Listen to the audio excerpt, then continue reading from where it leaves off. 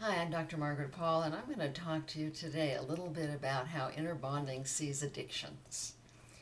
Addictions are ways that we avoid feeling our pain, whether we're using food or alcohol or drugs or TV or work or gambling or pornography, sex.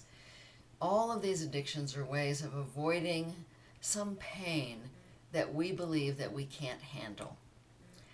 Now the problem is that when we go to the addictions instead of attend to our pain, it's the very fact that we're not attending to our pain, that we're ignoring our pain with addictions, that's actually the cause of most of our pain. We may think that the pain is coming from somebody being mad at us, or a past, or an event, or feeling lonely, but in reality, the pain is generally coming from our self abandonment. It's coming from the inner aloneness that we create when we do not attend to our own feelings. It would be like if you had an actual child who came to you feeling sad or feeling lonely or feeling angry or upset, and instead of attending to the child, you went off and had a beer instead. That child would not feel love. That child would now feel worse, would feel even more lonely and alone and abandoned. And this is what happens when we go into our addictions in order to avoid our pain. And we go to the addictions because we're afraid that we just cannot handle the pain.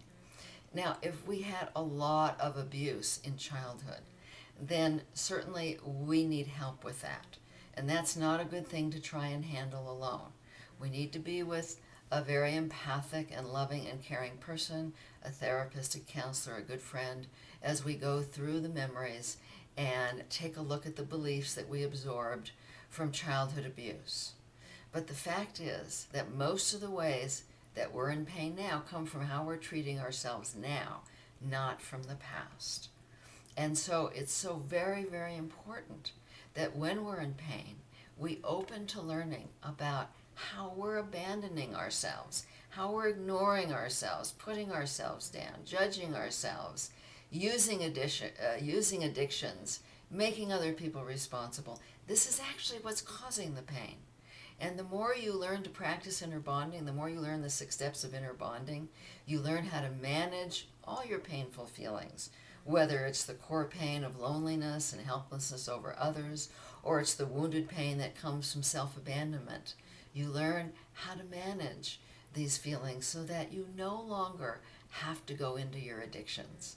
And the people who practice inner bonding for a period of time find that gradually and slowly their addictions fall by the wayside.